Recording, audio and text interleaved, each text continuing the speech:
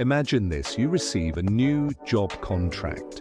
The paper says you'll earn €2,000 a month. Your eyes light up, you do some quick calculations and think, great, that's enough to pay the rent, go out on the weekends, and even put some savings away. But the first payment arrives and €1,600 appears in your account.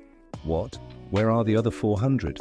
Welcome to the difference between gross income and net income. Today I'm going to tell you a story that might be yours, a friend's, or even someone in your family's. Because almost everyone makes this mistake. We confuse what the contract says with what we actually receive. And understanding this difference can mark the line between living in debt or building a solid financial future. Main story, the case of Carlos. I want to introduce you to Carlos. Carlos has just gotten his first formal job. In the interview, they told him he would earn €24,000 a year or €2,000 a month. Carlos was happy. He even started looking for a new car because he thought he could afford it comfortably. But when his first salary arrived, he realized he'd only received €1,600. His face was a picture. Have they tricked me? He thought. The answer is no. Carlos simply confused gross income with net income. Gross income is what appears on his contract, €2,000 per month. Net income is what actually comes out of his pocket after taxes, social security contributions, insurance, and other deductions. Everyday example, the shrinking cake. Think of a giant pie. The entire pie is your gross income. But before you can eat it, several hands come along and cut off a slice. One hand is the government, which takes your taxes. Another is Social Security, which ensures your retirement. Another is health insurance, if applicable. In the end, what's left on your plate is your net income, and that's the only one that really matters for your day-to-day life. Why this difference matters so much? Here's the big mistake. Many people plan their lives based on gross income. Like Carlos, they think they earn $2,000 and they start spending as if they had $2,000. But the reality is they only have $1,600, and this gap creates debt, frustration, and the feeling that there's never enough money. Now imagine the opposite. Someone who perfectly understands their net income. They plan with $1,600 and live with $1,600. Suddenly, the anxiety disappears because they know exactly how much they have and manage their expenses realistically. The emotional contrast, Maria and Carlos. Let's go back to Carlos's story, but add Maria, his co-worker. She also earns $24,000 gross a year.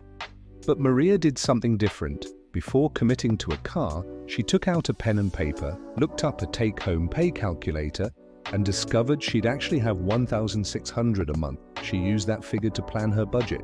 The difference? Carlos is stressed, struggling to pay his bills and feeling cheated. Maria sleeps peacefully, pays her bills, and even has a little left over to save. The only difference is that Maria understood the difference between gross and net income, and Carlos didn't.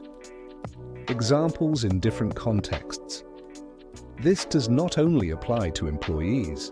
If you're a freelancer, your gross income is what clients pay you, but your net income comes after you pay taxes, software, equipment, and invoices. If you own a business, gross income is your total sales. Net income is what's left after paying suppliers, payroll, and rent.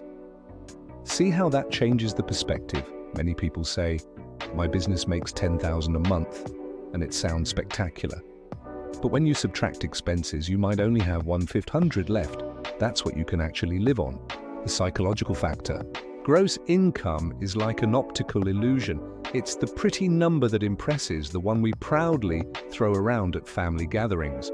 But net income is reality. It's the silent number that determines your quality of life. The paradox is that we feel richer with gross income, but we're truly rich with net income.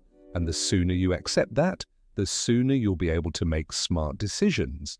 How to calculate your net income, guided example.